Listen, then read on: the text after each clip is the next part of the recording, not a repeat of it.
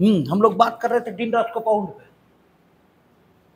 और डीन राथस्कार्पाउंड की बात करते हुए हमने कहा था कि बातें एक ही होती हैं, देखने के ढंग अलग होते हैं।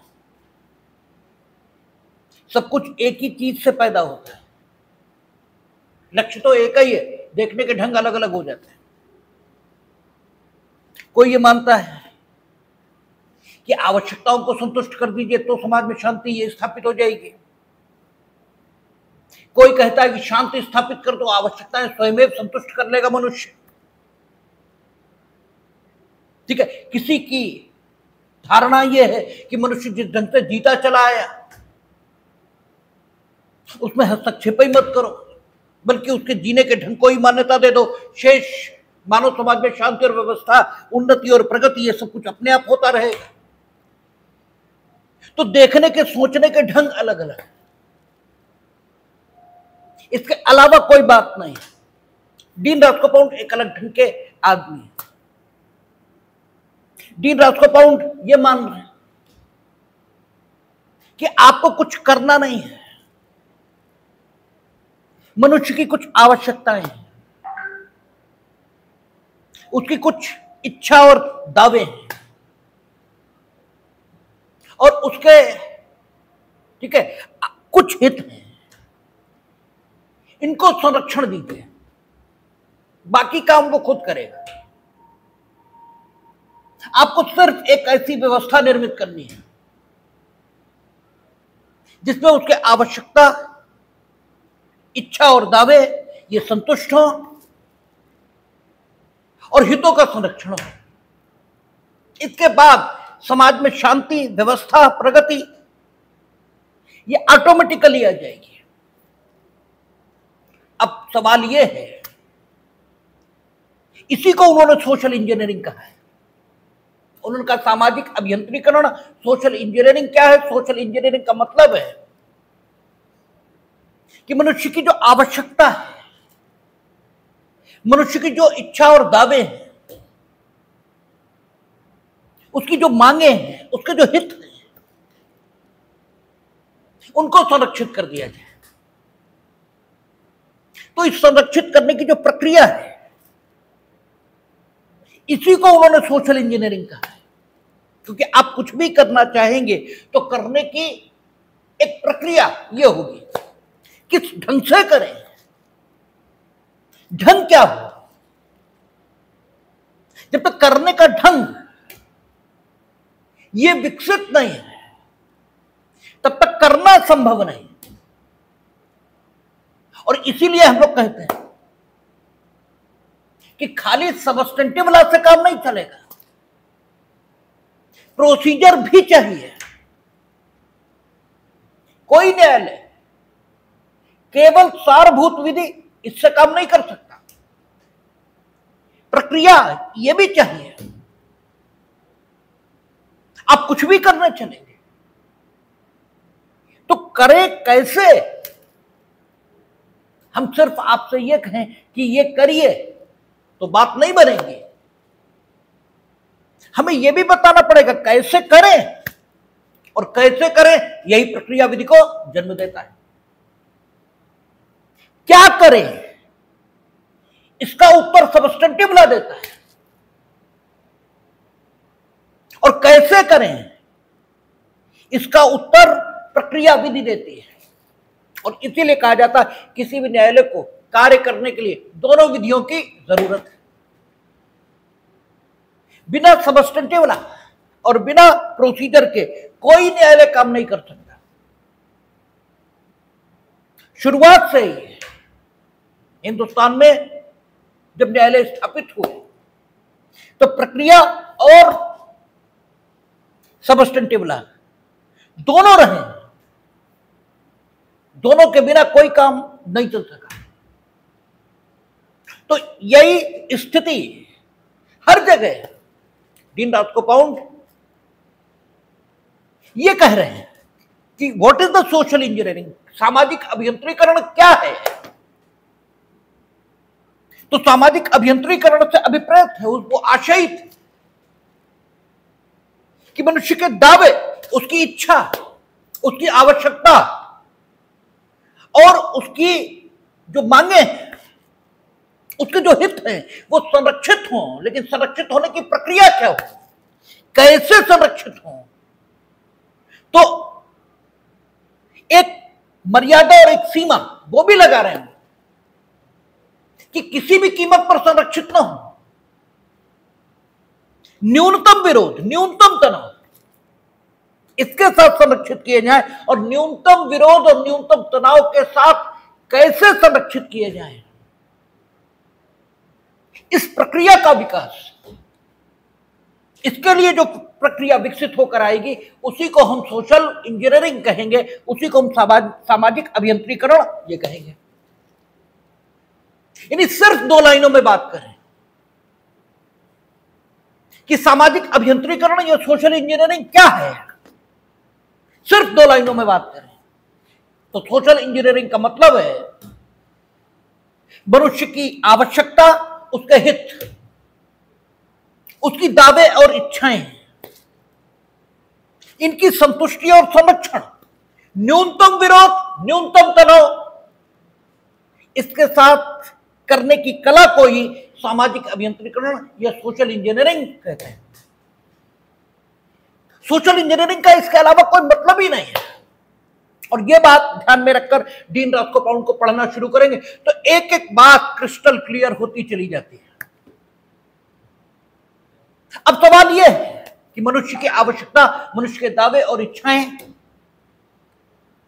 मनुष्य के हित, इनको हमें न्यूनतम तनाव और न्यूनतम विरोध, इसके साथ संतुष्टि और संरक्षण यह देना है।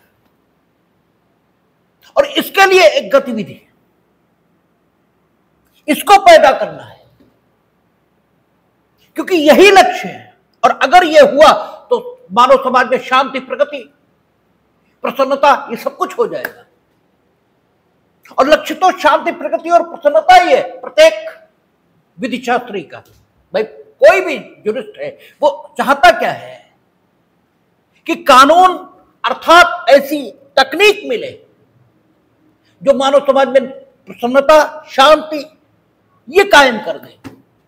ऐसी तकनीक का विकास हो जाए। और ऐसी तकनीक के संबंध में सबके विचार भिन्न भिन्न है। कोई कहता है कि मनुष्य जिस ढंग से जीता चलाया उसी ढंग से जीने दो, जीने के उसी ढंग को मान्यता दे दो। लेकिन वो विचार कमतर साबित होता है, क्योंकि मनुष्य की जीने की स्थितियां बदल रही है लगातार। वो लगातार विकास कर रहा है, और जब लगातार विकास करेगा तो बदलती हुई परिस्थितियों में सामंजस्य बिठाने के लिए कुछ बुद्धिमान लोगों को नई तकनीकों का विकास ये भी करना पड़ेगा। और पूर्व से जो तकनीक मानव समाज को प्रसन्न और शांत रखती आई है उसको मान्यता ये भी देनी पड़ेगी। और बस इन दोनों बातों ने ही सोशलॉजिकल स्कूल को ठीक है जन्म दे दिया। इसलिए सोशलॉजिकल स्कूल ये सबसे अल्ट्रा मॉडर्न स्कूल है। ठीक है, ये विचार पद्धति आधुनिक है। डीन रास्कोपाउंड सोशल इंजीनियरिंग इसी को कह रहे हैं। अब सवाल यह है कि सोशल इंजीनियरिंग हो सके इसके लिए मनुष्य के जो हित हैं, उसके जो दावे और इच्छाएं हैं, उसकी जो मांगे हैं, उनकी जानकारी ये तो होनी चाहिए। आखिर उसके कौन से हित आप संरक्षित करोगे? हित कहोगे किसको कि ये मानो ठीक है मनुष्य का हित है और इसको संरक्षण मिलना चाहिए। और जब इस हित को संरक्षण मिलेगा, भाई संरक्षण कैसे करेंगे ये लेटर क्वेश्चन है, ये बात का सवाल है। पहला सवाल तो यह है कि हित निर्धारित करने का आधार क्या हो, हम किस बात को हित माने। पहला सवाल तो यह है। हित को संरक्षित करने की तो बात ही आगे की है। फर्स्ट ऑफ ऑल हमें यह तय करना पड़ेगा कि हित के निर्धारण का आधार क्या हो, किस आधार पर हम हितों का वर्गीकरण करें? क्यों? मनुष्य की अच्छाई के अनेकों आधार हो सकते हैं। एक ज्योतिषी को आप कुंडली दिखाओगे, वो कहेगा आदमी संवेदनशील है। दूसरे ज्योतिषी को कुंडली दिखाओगे, वो इसी आदमी के लिए कहेगा ये बेवकूफ है। क्यों? पहला ज्योतिषी उस सोच और प्रकृति का है जो मानव मूल्यों के प्रति सम्मान रखता है, और दूसरा ज्योतिषी बड़े व्यवहारिक दृष्टिकोण का है, जिसे तुम प्रैक्टिकल अप्रोच कहते हो। प्रैक्टिकल अप्रोच के आदमी को संवेदनशील आदमी मूर्ख नजर आएगा, बेवकूफ नजर आएगा, और जो मानव मूल्यों के प्रति सम्मान रखने वाला व्यक्ति होगा उसे संवेदनशील आदमी नजर आएगा। ये फर्क है। आदमी एक ही होगा, उसके तत्व और गुण एक होंगे। आपके देखने का दृष्टिकोण क्या है? महत्वपूर्ण यह है आप किस आधार पर कैटेगराइजेशन करना चाहते हैं। मानव मूल्यों के आधार पर। अब समाज की स्थिति, जैसे समाज बहुत विकसित होगा, चारों ओर समृद्धि है, तो उस समाज में मानव मूल्य की स्थापना यह हित माना जाएगा। ठीक है, कहते हैं ना कि God is a ultimate luxury. भगवान अंतिम, ठीक है, आपका समृद्धि है, वो अल्टीमेट लग्जरी है। और इसी को देशज भाषा में कहते हैं भूखे भजन न होय गोपाला। ठीक है, ये ले अपनी कंठी माला। इसका मतलब पेट जब भरा होता है तभी ईश्वर याद आता है। भूखे पेट ईश्वर याद नहीं आएगा। भूखे पेट तो भूख ये सताएगी। तो इसलिए कुछ लोगों की मान्यता यह भी है कि God is a ultimate luxury. वो अंतिम विलासिता है। पहले विलासिता के सब साधन व्यक्ति एकत्र कर लेता है, जब सोचने और एकत्र करने को कुछ नहीं बचता, तब वो ईश्वर की ओर बढ़ता है। ठीक है, आप देखें, राम को हमने ईश्वर माना, कहां पैदा हुए? राजा के घर में। कृष्ण को हमने ईश्वर माना, कहां पैदा हुए? राजा के घर में। बंदी हुए अलग बात, वो एक अलग बात है।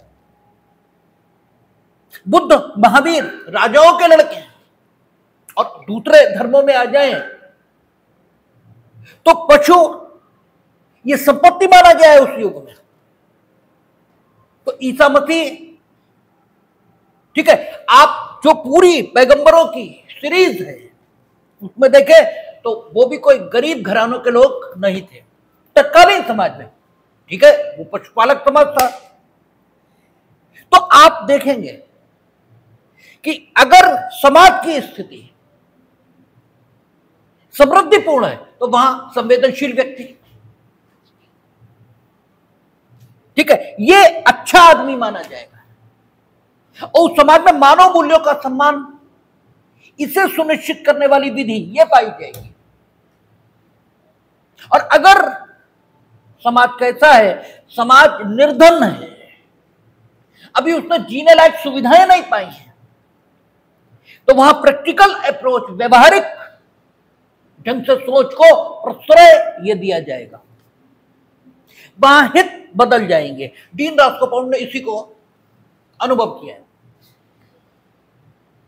और इसको अनुभव किया जा सके, इसी के लिए हमने आपको बताया था कि दीन राष्ट्रपति ने क्या किया था, एक व्यवहारिक कार्यक्रम ये तैयार किया था, जिसमें उन्होंने कहा था कि रिसर्च की जानी चाहिए कि विधिपरक तरीके कौन से हों जिनसे हम हितों को संरक्षण करें। इसी में उन्होंने कहा था कि न्याय मंत्रालय की स्थापना सभी देशों में होनी चाहिए।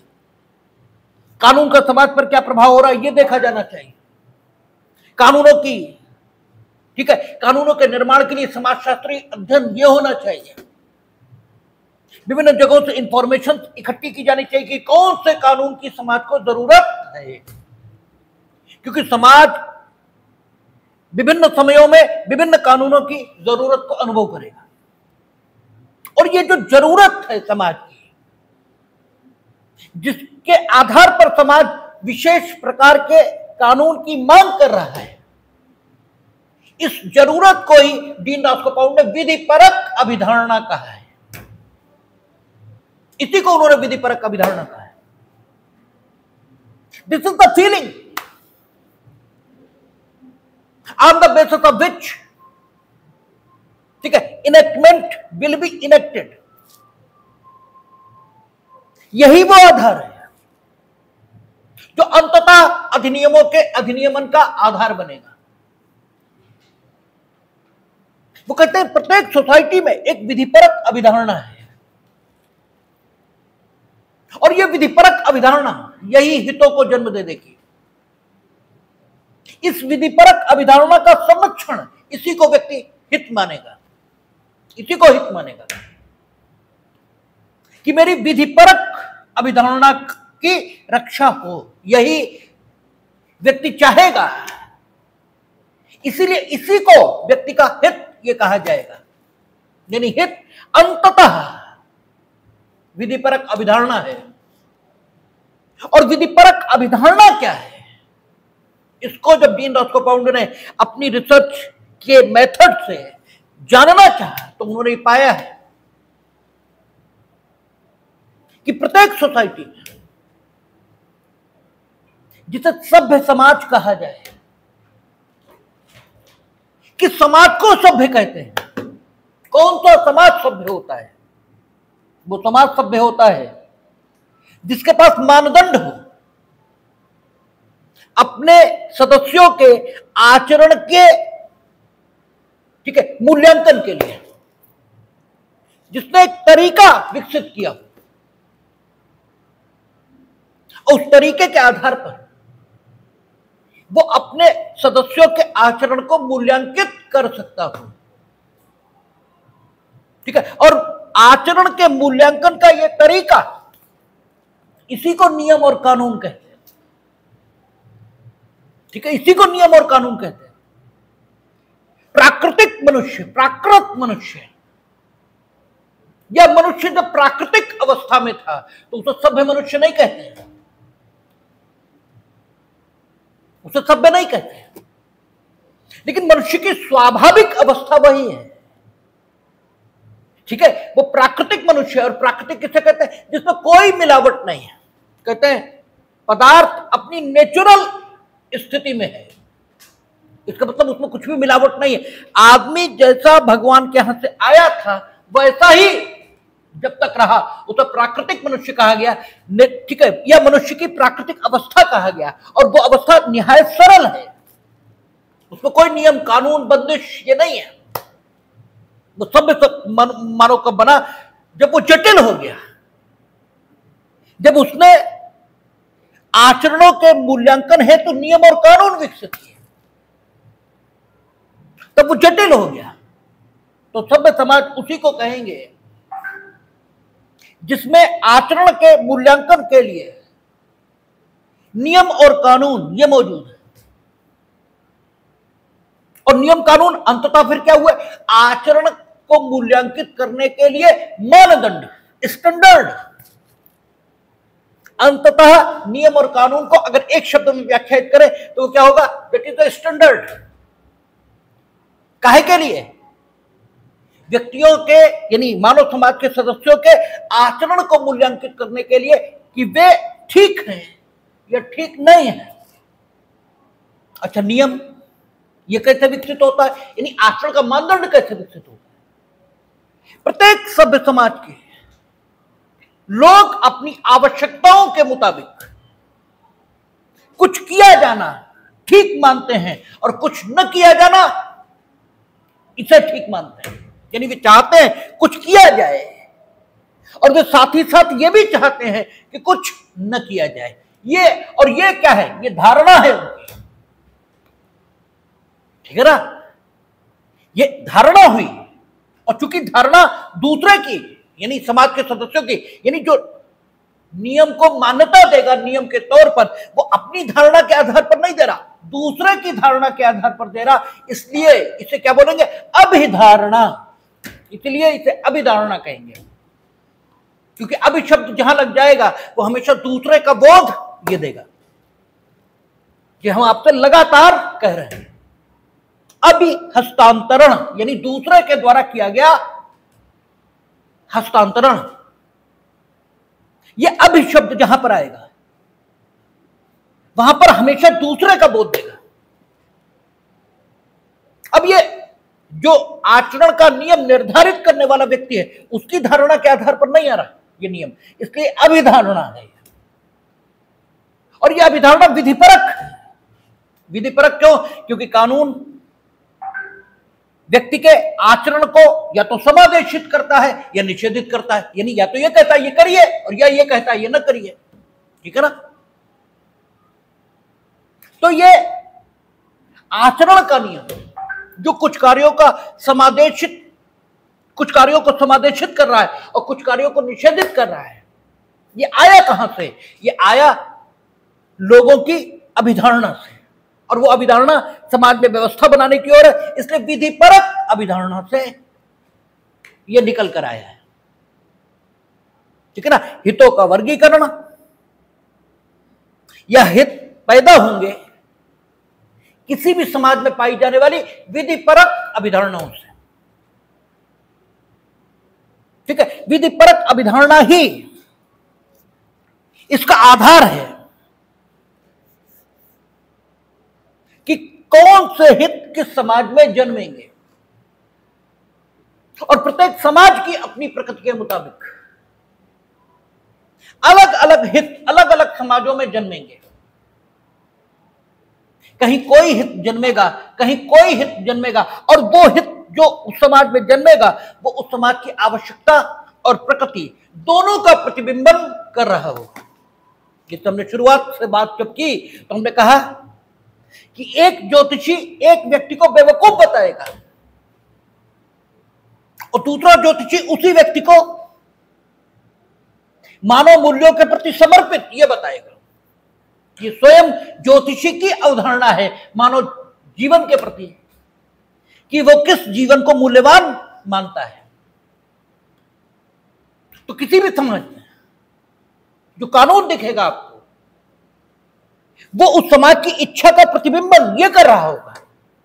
और इसी को सेबिनी ने अपनी भाषा में लोक चेतना ये कहा है कि लोक चेतना इसका अनुरूप कानून होता है। क्योंकि हिस्टोरिकल्स में क्योंकि सोशलॉजिकल्स में आपको हिस्टोरिकल और एनालिटिकल दोनों दिखाई देते हैं,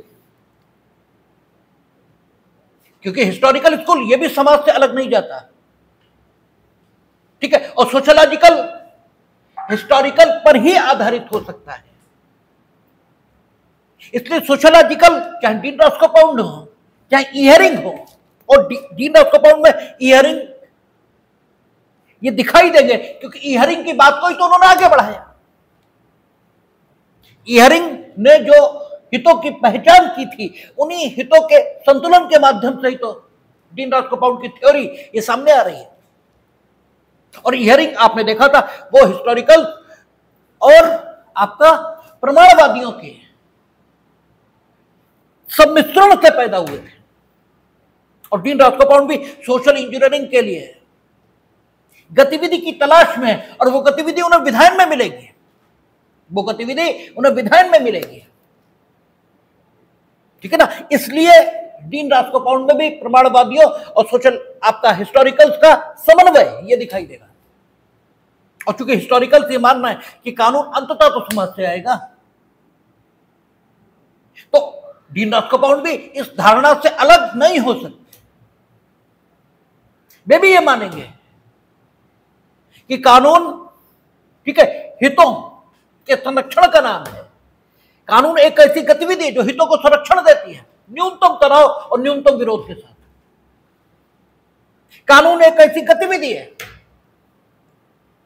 जो मानव के दावे और उसकी इच्छाओं की संतुष्टि करती है, न्यूनतम दावे, वो न्यूनतम विरोध और न्यूनतम तनाव के साथ। कानून एक ऐसी गतिविधि है जो मानव की आवश्यकताओं की पूर्ति करती है, न्यूनतम तनाव, न्यूनतम विरोध के साथ। ठीक है, और इस गतिविधि की तलाश ये डीन रास्कोपाउंड को है, और इस गतिविधि के माध्यम से न्यूनतम तनाव और न्यूनतम विरोध के साथ इन चीजों की संतुष्टि और संरक्षण, इसी को उन्होंने सोशल इंजीनियरिंग नाम दिया है। इसी बात को उन्होंने सामाजिक अभियंत्रीकरण ये कहा है। अगर आपको चीजें समझ में नहीं है तो फिर आप शब्दों के लगातार उच्चारण से परेशान भले ही हो जाएं, कॉन्सेप्ट कभी नहीं आता। कॉन्सेप्ट आना चाहिए। कॉन्सेप्ट एक बार समझ में आ गया, बात ही खत्म हो गई। क्योंकि उसके बाद कुछ पढ़ने को, कुछ समझने को, कुछ सोचने को रह नहीं जाता, न कुछ याद करने को रह जाता है। इसीलिए हम बार बार मना करते हैं कि नोट्सों की जरूरत नहीं है। नोट्स तो यहां बनता है, नोट्स की क्या जरूरत, यहां बनता है नोट्स। आप दिमाग को बताएं तो कि जो बात है बड़ी खूबसूरत है, बड़ी अच्छी है, और समाज में घट रही है, दिखाई दे रही है घटते हुए। जैसे ही आप ऐसा करेंगे नोट्स तो यहां बन जाएगा। सोशल इंजीनियरिंग क्या है, आप रटते रहो, कोई मतलब नहीं है उसका, याद ही नहीं होगी, याद होगा तो भूल जाएंगे। और उस प्रक्रिया को समझ लीजिए जिससे सोशल इंजीनियरिंग होती है। सोशल इंजीनियरिंग का मतलब हुआ दावे, इच्छाएं, आवश्यकताएं, हित, इनकी संतुष्टि और संरक्षण। और जब इनकी संतुष्टि और संरक्षण, यह मतलब हुआ न्यूनतम तनाव, न्यूनतम विरोध के साथ, यह मतलब हुआ सोशल इंजीनियरिंग का। तो सबसे पहली जरूरत है कि हित ये कहां से आ जाएगा, आवश्यकता ये कहां से आएगी, मनुष्य की दावे और इच्छाएं ये आएंगे कहां से। तो वो हितों का ही तो दावा करेगा, हितों के संरक्षण की ही इच्छा तो उसमें होगी। ठीक है ना। और हित, जिस कारण से हित समझे गए हैं, उस कारण की संतुष्टि यही तो आवश्यकता होगी मानव की। तो अंततः सारी बात, और इसी को न्यूनतम तनाव, न्यूनतम विरोध के साथ संतुष्ट और संरक्षित करने की प्रक्रिया, ये हमें पता करनी है, ये ढूंढनी है। प्रक्रिया हमें पता है, कानून के माध्यम से हम कर देंगे। ठीक है ना, कानून के माध्यम से जो प्रमाणवादियों का तरीका है उससे हम कर देंगे, ये हमें मालूम है। लेकिन जरूरी क्या है, सबसे पहले हित तो ढूंढ लें कि किसी भी समाज में हित क्या है, क्योंकि हर समाज के हित बदल जाएंगे। किसी समाज में हित कोई माना जाएगा और किसी समाज में हित कोई। जैसे भारतीय समाज में, ठीक है, भारतीय जो मन है ये संतोषी और धार्मिक है मूल रूप से। यहां आप नैतिकता, ये धर्म की उपज है, यानी सामाजिक नैतिकता के विरोध में कुछ बनाएंगे तो आपके जूते पड़ेंगे, कोई नहीं मानने वाला उसे। यहां सामाजिक अशांति होगी। और इंग्लैंड में आप चले जाएं, वहां पैसे दे दो आदमी को, करो कुछ भी, तो वहां हित अलग हो जाएंगे, यहां हित अलग हो जाएंगे। तो हित इंग्लैंड में क्यों हुए, यहां अलग क्यों हुए? क्योंकि लोगों की सोच अलग है, लोगों की सोच अलग है, लोगों की धारणा जीवन के संबंध में अलग है। और उनकी जो जीवन के संबंध में धारणा है, उस धारणा के मुताबिक अच्छा जीवन जिया जा सके, इस प्रकार का आचरण वे अपने सदस्यों से अपेक्षित करते हैं। इसका मतलब यह हुए कि प्रत्येक समाज की जो विधिपरक अभिधारणाएं ये अलग अलग है, लेकिन किसी भी समाज की विधिपरक अभिधारणा उस धारणा को कहते हैं जिस धारणा के आधार पर उस समाज के सदस्य अपने कार्यों का मूल्यांकन अच्छे और बुरे के रूप में करते हैं, और कार्यों का किया जाना या कार्यों का न किया जाना निर्धारित करते हैं। ठीक है, ये किसी भी समाज की विधिपरक अभिधारणा है, और डीन रास्कोपाउंड कहते हैं यही हित का आधार है। उस समाज के लोग ये चाहते हैं कि ये जो हमारी विधिपरक अभिधारणा है इसको संरक्षित और सुरक्षित होना चाहिए और इसको खत्म करने वाले, इसको नुकसान पहुंचाने वाले कामों को नहीं किया जाना चाहिए। यही हित के निर्माण का आधार है। विधिपरक अभिधारणा हितों के निर्माण का आधार है। इस ढंग से दीनदयाल कपाउंड कहते हैं, क्योंकि आप एज ए ज्यूरिस्ट अगर कोई प्रिंसिपल दे रहे हैं तो वो प्रिंसिपल आपका सार्वभौमिक रूप से उपयोग का होना चाहिए। ऐसा ना हो उसका उपयोग सिर्फ अमेरिका में हो। जहां भी भूमि है वहां उसका उपयोग हो सके, अर्थात सार्वभौमिक रूप से उसका उपयोग हो सके। प्रिंसिपल उसी को कहते हैं। गुरुत्वाकर्षण का सिद्धांत चंद्रमा पर बदलता होगा और चंद्रमा पृथ्वी से अलग है, लेकिन गुरुत्वाकर्षण का सिद्धांत पृथ्वी पर सब जगह एक जैसा है। इसलिए वो सिद्धांत है। सिद्धांत हर जगह एक सा रहना चाहिए, हर जगह उसका प्रयोग और उसका एप्लीकेशन ये हो, ठीक है, होना संभव होना चाहिए। तो दीनदयाल कपाउंड जो कुछ कह रहे हैं उसका प्रिंसिपल, उसका जो एप्लीकेशन है वो यूनिवर्सली हो सकता है। ये ठीक है कि हर समाज के हित अलग होंगे, लेकिन हर समाज में हित होंगे। ये ठीक है कि हर समाज की विधिपरक अभिधारणा अलग होगी, लेकिन हर समाज में विधिपरक अभिधारणा होगी। ये ठीक है कि हर समाज में विधिपरक अभिधारणाएं अलग अलग हैं, हित अलग अलग, लेकिन उन्हें जानने का तरीका एक ही है। अब वो तरीका वैज्ञानिक है। निरीक्षण करिए, लोगों से बात करिए, इंटरव्यू लीजिए, उनका तरीका एक ही है। इसलिए वो जो व्यवहारिक कार्यक्रम दीनदयाल कपाउंड ने तैयार किया है कानूनों के निर्माण के लिए, उसका उपयोग सार्वभौमिक है, यूनिवर्सली है, हर जगह हो रहा है। और आप हमारे यहां भी देखते हैं वर्तमान में वक्फ के मामले में समाजशास्त्री तैयारी चल रही है। सारे स्टेक होल्डर से गवर्नमेंट ने मांगा है, क्योंकि सेलेक्ट कमेटी को गया हुआ है बिल, ठीक है, तो समाजशास्त्री तैयारी चल रही है। तो वो तरीका यूनिवर्सल एप्लीकेशन का है, ठीक है, और यही सिद्धांत की विशेषता है। तो दीनदयाल कपाउंड ये कह रहे हैं कि हितों का निर्माण विधिपरक अभिधारणाओं, और जब हित हम पहचान लेंगे फिर हितों का वर्गीकरण करेंगे। जैसे हितों का वर्गीकरण हमने बात जहां से शुरू की थी वहीं आते हैं। रिश्ते, अब रिश्तों का वर्गीकरण पारिवारिक, सेवा योजन संबंधी, अधीनस्थ, ठीक है, फिर आपका और आइए पारिवारिक में भी पितृपक्ष से संबंधित, मातृपक्ष से संबंधित, विवाह से संबंधित, ठीक है, रिश्तों का ये वर्गीकरण है। ठीक है, आप देखते हैं जैसे जैसे विकास होता है, विकास का मतलब क्या होता है? विकास का मतलब होता है सूक्ष्मता। सूक्ष्मता। आप पास हो गए, बढ़िया बात। अब ये पूछेंगे कैसे पास हुए, ये बताओ, कि कितने नंबर आए ये बताओ। अब इससे आगे की बात होगी नंबर क्यों आए, विषय का ज्ञान था, ये इंपॉर्टेंट पढ़ा था, ठीक है। जीनियसनेस यहां से तय होगी।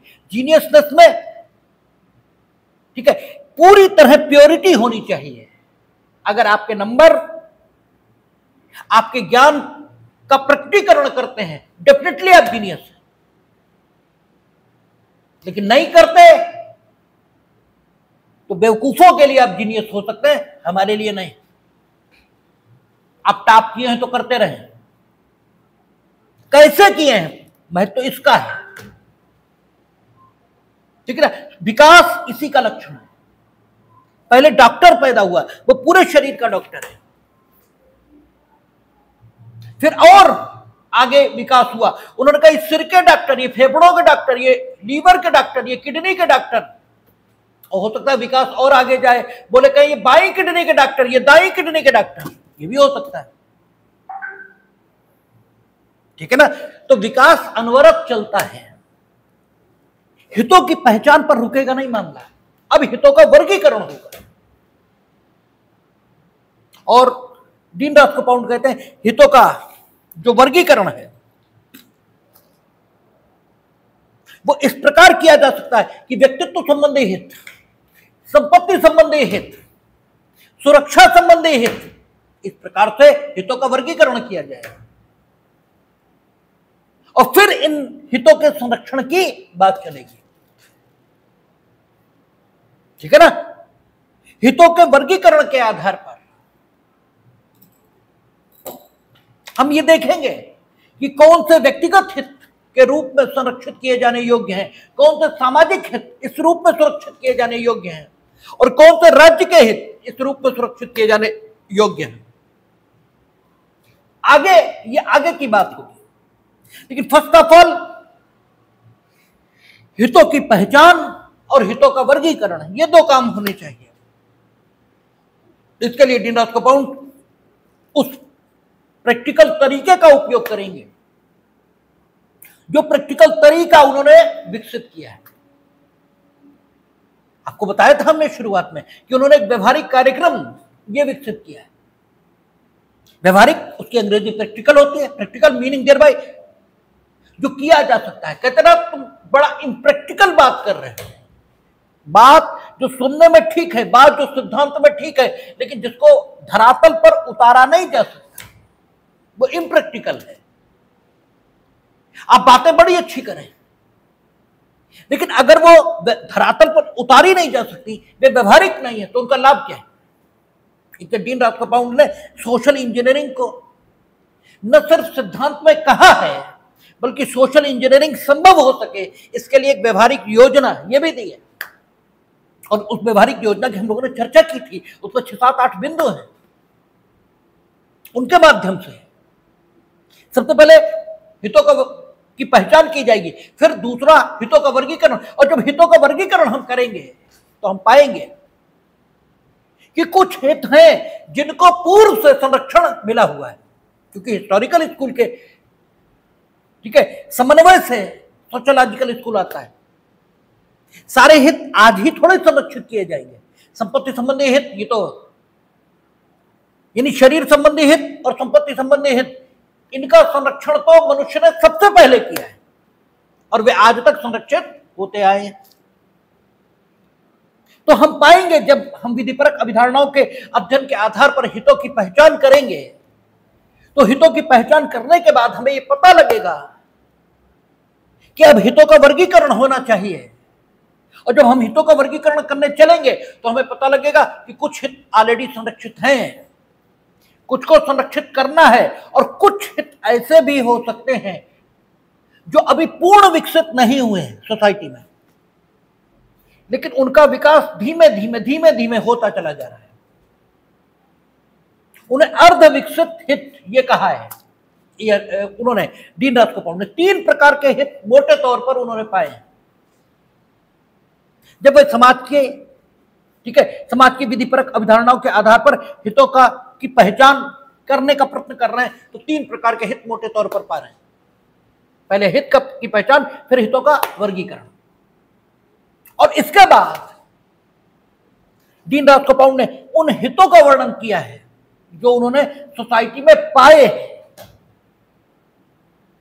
उन हितों की पूरी एक सूची दी गई है, उस पर अभी बात करेंगे। तो हितों की पहचान और हितों का संरक्षण, इन दोनों बातों की चिंता डीन रास्कोपाउंड ने की है। दोनों बातों की चिंता को ही उन्होंने सोशल इंजीनियरिंग कहा है। अब आगे बढ़े उससे पहले बस एक बात और समझ लें। इयरिंग और डीन रास्कोपाउंड में बेसिक फर्क क्या है। इयरिंग ये मानते हैं कि हितों में संतुलन वर्टिकली किया जा सकता है,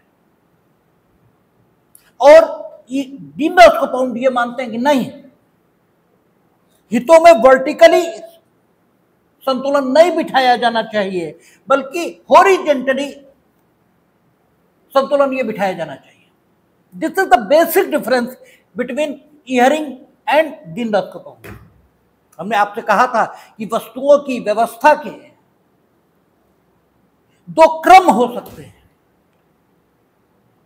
एक क्रम वर्टिकल है और एक क्रम हॉरिजॉन्टल है। जब आप किसी मल्टी स्टोरी बिल्डिंग को देखते हैं तो उसमें जो भवनों का क्रम है, जो भवनों की व्यवस्था है, वो कैसी वर्टिकल है। Ground floor, first floor, second floor, third floor, fourth floor, ये वर्टिकल व्यवस्था है जो ऊपर नीचे का भाव लाती है। और भवनों की एक व्यवस्था हॉरिजॉन्टल है। सभी भवन एक ही तल पर बने हैं, उन भवनों में कितने तल हैं वो अलग बात है, वो उस भवन में वर्टिकल व्यवस्था है। लेकिन एक कॉलोनी में सभी भवन हॉरिजॉन्टल हैं, ठीक है ना, वो वर्टिकल नहीं है। वस्तुओं की व्यवस्था के दो क्रम हैं।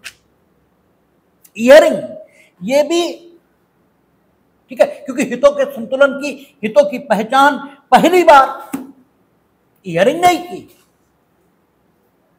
उसी बात को आगे बढ़ाया है दीनदयाल कंपाउंड ने। उन्होंने ये पहचान की है कि हित होते हैं। ये ठीक है कि उन हितों को, ठीक है, उन्होंने दशा कहा है, वो एक अलग बात है। आप नाम किसे क्या दे दोगे इस बात का कोई महत्व थोड़ी होता है। महत्व तो इस बात का है कि आप स्थिति को देख रहे हो। तो हित होते हैं, भले ही उन्होंने इयरिंग ने उसे दशा कहा, और वे हित संतुष्ट किए जाने की मांग करते हैं, यह भी इयरिंग ने देखा है। और इयरिंग ने यह भी पाया है कि संतुष्टि के दो तरीके हो सकते हैं, एक नैतिक, दूसरा विधिक। लेकिन नैतिक तरीका पर्याप्त नहीं होगा, यह भी इयरिंग देखने में कामयाब रहे हैं। और विधिक तरीका यही अपनाया जा सकता है हितों की पूर्ति के लिए, यह भी उन्होंने पाया है। लेकिन वो हितों की व्यवस्था को वर्टिकली देख रहे हैं। वो ये कहते हैं व्यक्ति का हित होता है, मानवीय आवश्यकता है। और चूंकि मानव की अपनी आवश्यकता इस प्रकार की भी है कि वो उसकी अपनी व्यक्तिगत आवश्यकता ही नहीं, सिर्फ उसी की आवश्यकता है, और कुछ आवश्यकता ऐसी भी है जो मानव समुदाय के प्रत्येक सदस्य की है। इसलिए मनुष्य अपने हितों की पूर्ति के लिए या अपनी आवश्यकताओं की पूर्ति के लिए समूह, समाज ये बना लेता है, और अपनी आवश्यकताओं की पूर्ति के लिए परस्पर सहयोग करता है, ठीक है ना। इस ढंग से सहयोग ये उत्पन्न हो जाता है, फिर यह सहयोग वाणिज्य, व्यापार आदि को संभव बनाता है। इस ढंग से मनुष्य अपने व्यक्तिगत हितों की पूर्ति ये भी करता है और सामाजिक आवश्यकता इसकी भी पूर्ति करता है, ठीक है ना। इस ढंग का चिंतन इयरिंग में भी दिखता है। लेकिन वो ये मानते हैं कि क्या करना चाहिए, वर्टिकली हितों की पूर्ति करनी चाहिए। जैसे वो ये कहते हैं, अगर तुम्ही ने सब संपत्ति इकट्ठा कर ली, ठीक है, तो क्या होगा, किसी के लिए कोई संपत्ति बचेगी ही नहीं, और फिर वो तुम्हें मारेगा। इसलिए वो कहते कानून होना चाहिए कि अगर तुमने संपत्ति अवैध तरीकों से अर्जित, अगर तुमने, ठीक है, किसी का हिस्सा मारा, तो तुम्हारी संपत्ति समाप्त ये भी की जा सकेगी, ठीक है ना। ये वर्टिकल व्यवस्था है हितों के, कि अगर आपने अपनी आवश्यकता से अधिक इकट्ठा किया तो हम छीन लेंगे। ये वर्टिकल व्यवस्था है। ऊपर नीचे के, ऊपर बैठा हुआ आदमी नीचे, अगर आपने गड़बड़ किया हम आपको दंडित करेंगे, छीन लेंगे आपसे। तो ये वर्टिकल व्यवस्था है, ये हॉरिजॉन्टल नहीं है, ठीक है। इयरिंग इस ढंग से हितों में संतुलन ये बिठाना चाहते हैं, और बहुत विस्तार से चिंतन उन्होंने किया भी नहीं है, शुरुआत की है बात की, कुछ उदाहरण दिए हैं, लेकिन विशद अध्ययन हितों के संतुलन के बारे में ईहरिंग का नहीं है, वो डीन रास्कोपाउंड का है। इसीलिए कहा जाता है ईहरिंग की बात को कंप्लीट डीन रास्कोपाउंड ने किया। जैसे ईहरिंग ने ये भी चिंता नहीं की हितों की पहचान कैसे करें, भाई हितों की पहचान कैसे करें, यही नहीं ईहरिंग ने बताया है। ठीक है, कंप्लीटली हितों का संरक्षण कैसे हो, इस बारे में एक दो उदाहरण तो दिए उन्होंने, शेष कुछ भी नहीं कहा, और उस पर ईहरिंग की आलोचना भी हुई कि ये संतुलन नहीं है जो आप कहते हो कि दूसरों का सांपत्तिक हित है, इसलिए आपको आवश्यकता से अधिक संपत्ति इकट्ठा नहीं करनी चाहिए। तो हितों में संतुलन कहां बिठाया आपने, हमारी छीन ली आपने। तो ये तो सामाजिक हित को व्यक्ति के हित पर वरीयता है, ये बात साबित हुई। आप कहते हो हम हितों के संतुलन करेंगे, और कर रहे हो।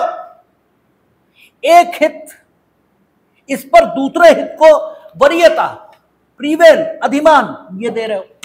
आप ये कह रहे हो चूंकि इनके लिए संपत्ति नहीं बची और इसलिए ये उद्योग करने पर, इंडस्ट्री करने पर, प्रयास करने पर भी संपत्ति नहीं पा सकते क्योंकि तुमने सब इकट्ठा कर ली, इसलिए अब ये तुमसे छीनेंगे और समाज में अशांति होगी। तो सामाजिक हित ये कहता है कि हम तुम्हारी संपत्ति छीन लें। तो यहां तो आपने संतुलन कहां रखा है, आपने संतुलन कहां रखा है? आपने तो सामाजिक हित को वरीयता ये दे दी व्यक्ति के हित पे, ठीक है ना। अब इससे निकम्मापन पैदा होगा। हम एक स्थिति के बाद हमें क्षमता है और संपत्ति पैदा करने की, नहीं करेंगे तो निकम्मापन पैदा होगा। तो ईहरिंग बात तो संतुलन की कर रहे हैं, लेकिन जो उदाहरण दे रहे हैं वो संतुलन का नहीं है। यानी ईहरिंग ने सैद्धांतिक बात तो की, लेकिन व्यवहारिक रूप से वे हितों का संतुलन नहीं कर पाए, ठीक है ना। वो व्यवस्था डीन रास्कोपाउंड ने की। तरीके दोनों होते हैं। जैसे कुछ संपत्तियां इस नेचर की हैं कि वे बढ़ नहीं सकती, जितनी है उतनी ही रहेंगी और उतनी ही हमें सोसाइटी के लोगों में बांटनी पड़ेगी। जैसे खेती बढ़ेगी नहीं, ठीक है, बढ़ेगी नहीं, वो जितनी है उतनी ही रहेगी। वहां हम ईहरिंग का तरीका अपनाएंगे। हमने कहा ना, बात कोई बेकार नहीं है, सबका उपयोग होगा। वहां हम ईहरिंग का तरीका अपनाएंगे और कहेंगे 12.5 एकड़ से ऊपर किसी के पास नहीं होगी। जिनके पास है पहले से रहे, आगे नहीं होगी 12.5 एकड़ से बाहर। अब ईयरिंग का तरीका अपना रहे, होगी हम सीलिंग में निकालेंगे, छीन लेंगे, ठीक है ना। अब हम ईयरिंग का तरीका अपना रहे हैं। दूसरा डीन रास्कोपाउंड का तरीका है, वो हम कहा तुम चाहे जितना पैसा पैदा करो, हम इनकम टैक्स लगाएंगे, जब जितना मन आए उतना पैदा करो, ठीक है ना। तो हमने ईयरिंग का तरीका लगाया, वो सॉरी डीन रास्कोपाउंड का तरीका ये लगाया। तो तरीके दोनों उपयोगी हैं, ठीक है ना। तो एक चीज डीन रास्कोपाउंड में आगे बढ़े, हम ये समझ लें कि ईयरिंग वर्टिकल तरीका लगा रहे हैं और जो डीन रास्कोपाउंड है वो हॉरिजॉन्टल तरीका लगा रहे हैं। और हॉरिजॉन्टल तरीका लगाने के कारण से डीन रास्कोपाउंड एक बात कहते हैं कि अपने हित की संतुष्टि के लिए मनुष्य जितना चाहे प्रयास करे और जहां तक उसकी इच्छा है वो अपने हित को संतुष्ट करे, अपनी आवश्यकता की पूर्ति करे, अपने दावे और इच्छाओं को संतुष्ट करे, हमें उससे कोई लेना देना नहीं। लेकिन हम एक सीमा अधिरोपित करेंगे, ठीक है ना। और वो सीमा इसलिए लगाएंगे क्योंकि उससे आगे अगर वो अपनी आवश्यकता की पूर्ति करेगा, इच्छा आदि की पूर्ति करेगा तो फिर समाज को नुकसान होगा। यानी एक ही तल पर रहते हुए आपको वो हक देंगे कि आप अपने हित की संतुष्टि करें, लेकिन एक सीमा लगा देंगे, उसके आगे नहीं। आप इतना आगे, ठीक है, आपने आगे बढ़ना शुरू किया, लगातार आप चलते चले जा रहे हैं, इससे आगे खाई है, अब हम रोक देंगे, अब नहीं। तो व्यवस्था हॉरिजॉन्टल रही, हमने ऊपर से कुछ नहीं किया, ठीक है, क्षैतिज तरीके से हमने रोक दिया, यानी हित की सीमा परिभाषित की हमने, ठीक है ना। आपको रोका नहीं कि आप ये नहीं कर सकते, यहां तक कर सकते हैं, सीमा ये अध्रोपित की। तो जो डीन राष्ट्रोपाउंड है वे हित की पहचान कर रहे हैं और साथ ही साथ हितों पर लिमिटेशंस ये लगा रहे हैं। जैसे उन्होंने कहा कि हर समाज में एक विधिपरक अभिधारणा पाई जा रही है। प्रत्येक समाज के सदस्य ये चाहते हैं कि उन पर समाज के अन्य सदस्यों के द्वारा साभिप्राय आक्रमण नहीं होना चाहिए। आक्रमण नहीं होना चाहिए ये नहीं चाहते हैं, आक्रमण तो होगा। अगर आक्रमण को थोड़ा विस्तृत अर्थों में समझें तो जब तुम गलती करते हो तो टीचर, शिक्षक, पिता, माता, संरक्षक जो कुछ करते हैं वो भी आक्रमण की ही परिभाषा में है। लेकिन साभिप्राय आक्रमण करने का उनका अभिप्राय नहीं होता, वो आक्रमण कर नहीं रहे, तो साभिप्राय आक्रमण का अभाव रहे। कोई किसी पर,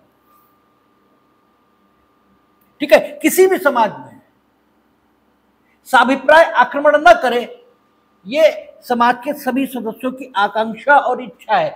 ये बात उन्होंने पाई है विधिपरक अभिधारणा के रूप में प्रत्येक समाज में। इसलिए उन्होंने कहा कि ये एक हित है जो संरक्षण की मांग करता है, ठीक है ना, कि व्यक्ति पर साभिप्राय आक्रमण नहीं होना चाहिए। अच्छा, इस हित की सीमा क्या है? तो उन्होंने सीमा निर्धारित की है।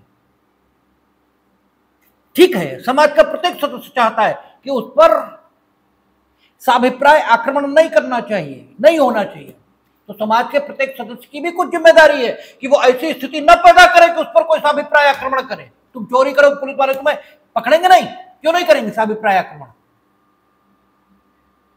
ठीक है ना। तो ये जो विधिपरक अभिधारणा है, अब इसको हॉरिजॉन्टली वो संतुलित कर रहे हैं, ठीक है ना, हॉरिजॉन्टली एक ही तल पर संतुलित की। आप ये इच्छा रख सकते हैं कि आप पर साभिप्राय आक्रमण न हो, सही है, ठीक है,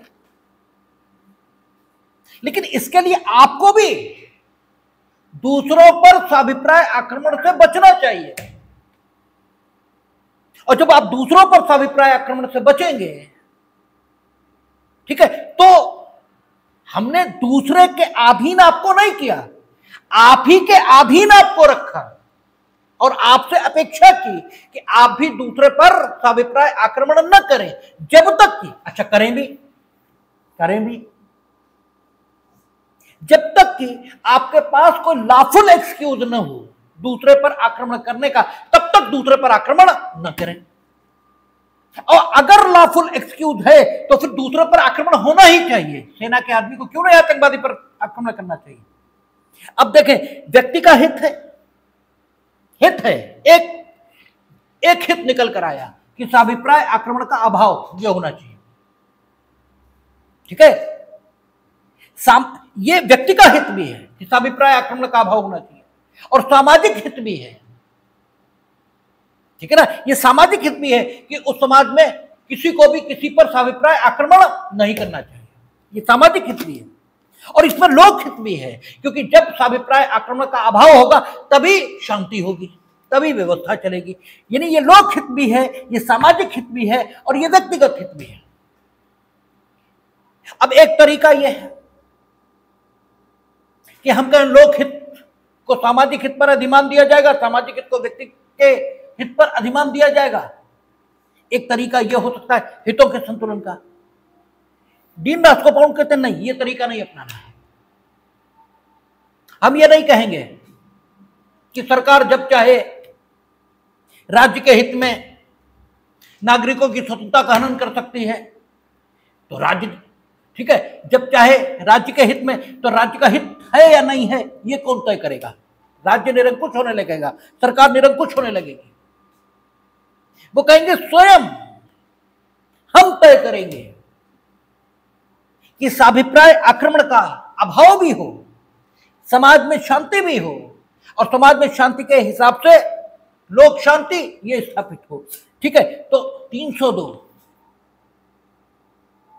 धारा 100,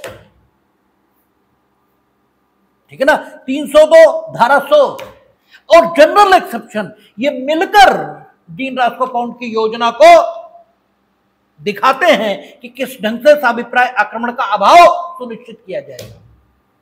आप किसी की हत्या करोगे, फांसी पाओगे या आजीवन कारावास। ठीक है, और ये जो आईपीसी है जिसके सेक्शन हमने कोट किए, ये आईपीसी सोशल इंजीनियरिंग का उदाहरण है। इसने साभिप्राय आक्रमण का अभाव नामक जो हित है समाज का, उसको संरक्षित इस ढंग से कर दिया कि न्यूनतम तनाव, न्यूनतम विरोध ये उत्पन्न हुआ। ठीक है, और ये हित संरक्षित हो गया, और हितों में हमने किसी को किसी पर अधिमान नहीं दिया, किसी को किसी पर अधिमान नहीं दिया। व्यक्ति ही, ठीक है, हमारे चिंतन के केंद्र में रहा। हाँ, आप किसी को नहीं मारेंगे, मारेंगे तो मृत्युदंड पाएंगे या आजीवन कारावास। आप दूसरे को मार सकते हैं अगर दूसरा वो स्थिति पैदा कर रहा है जो धारा 100 में वर्णित है। ठीक है ना, जो धारा 100 में वर्णित है। आप दूसरे को मार सकते हैं अगर पब्लिक पॉलिसी इस बात की मांग कर रही है, यानी 76 से लेकर के और 95 तक की पोजीशन है, तो आप मार भी सकते हैं। हमने एक ही तल पर रहते हुए, ठीक है, व्यक्ति का हित, लोकहित और सामाजिक हित, तीनों को सुरक्षित कर दिया। और किया कैसे? सामान्य सुरक्षा, सबकी की सामान्य सुरक्षा के संबंध में कानून बनाया, सबकी सुरक्षा सुनिश्चित की, क्योंकि सबकी सुरक्षा सुनिश्चित करेंगे तो उसमें व्यक्ति की सुरक्षा ऑटोमेटिकली होगी। इसलिए डीन रास्कोपाउंड हितों को सामान्य तौर पर संरक्षित किए जाने के पक्ष में है। ठीक है ना, उनकी जो सोशल इंजीनियरिंग की पद्धति और गतिविधि है, जो टेक्निक है, वो क्या मांग करती है कि ऐसा कानून बनाया जाए जो स्पेशल व्यक्तियों को कोई अधिकार ना देता हो, वे विशेषाधिकार के विरोधी ये दिखाई देते हैं। सामान्य कानून ये बनाया जाए, उसमें सामान्य सभी लोगों के हितों का संरक्षण हो, और जो सभी के हितों का संरक्षण होगा तो सामाजिक हित अपने आप बैलेंस हो जाएगा, लोकहित अपने आप बैलेंस होगा और व्यक्ति का हित अपने आप बैलेंस होगा। यानी सामाजिक हित, व्यक्ति के हित, लोकहित, इनको मान्यता वो भी दे रहे हैं, उनको मान्यता वो भी दे रहे हैं, और व्यक्ति के हितों का संरक्षण है, इसे करने की एडवोकेसी ये भी कर रहे हैं। लेकिन व्यक्ति के हित की सीमा इसे तय करके सामाजिक हित, ठीक है, इसको व्यक्ति के हित के विरुद्ध संतुलित किए दे रहे हैं, और जब सामाजिक हित संतुलित हो जाएगा तो लोकहित ऑटोमेटिकली संतुलित हो जाएगा। अभी कल भी हमने उदाहरण दिया था कि चीफ जस्टिस ऑफ इंडिया ने कहा कि विरोध कर्तव्य की सीमा पर नहीं। विरोध का हक है, आपको करिए, लेकिन कर्तव्य की सीमा पर नहीं। कर्तव्य की सीमा नहीं, कर्तव्य की कीमत पर नहीं, कर्तव्य की कीमत पर नहीं। जो आपका कर्तव्य है वो करना होगा। कर्तव्य की कीमत पर आपकी अभिव्यक्ति की स्वतंत्रता को मान्यता नहीं मिलेगी। कर्तव्य की कीमत, कर्तव्य सबसे पहले, ड्यूटी सबसे पहले, एक सीमा लाए, और ये डीन रास्कोपाउंड का चिंतन है कि व्यक्ति के हित संरक्षित होने चाहिए, व्यक्ति के हित सुरक्षित होने चाहिए, लेकिन एक सीमा तक, उसके बाद नहीं। उसके बाद व्यक्ति के हितों पर रोक ये भी लगाई जा सकती है, और व्यक्ति के हितों पर जब रोक लगेगी एक सीमा के बाद, तो वो ऑटोमेटिकली सामाजिक हित को बैलेंस कर देगी। जैसे आपको वाक एवं अभिव्यक्ति की स्वतंत्रता है, लेकिन युक्ति युक्त निर्बंधन लगाए जा सकते हैं। जो युक्ति युक्त निर्बंधन है वो अधिरोपित हो जाएंगे, और अगर युक्ति युक्त निर्बंधनों को अधिरोपित करने की स्थिति नहीं है, तो फिर आपकी वाक एवं अभिव्यक्ति की स्वतंत्रता पर कोई प्रतिबंध नहीं हो सकता। ठीक है ना? तो जो युक्ति संगत प्रतिबंध लगाने की बात है वो सामाजिक हित में है, आपकी अनंत है, अबाधित है, खूब रहिए, खूब जो चाहे करिए, लेकिन बस 8 स्थितियां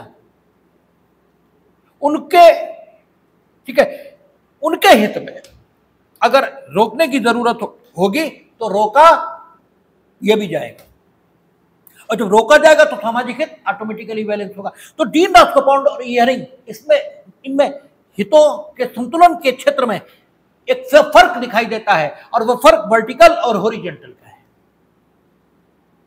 शेष थोड़ा सा बचा है डीन रास्कोपाउंड, हमें लगता है कल हम समाप्त कर लेंगे इसको। ठीक है, कल समाप्त हो जाएगा। अब 10 मिनट बचे तो कोई फायदा भी नहीं समाप्त करने से।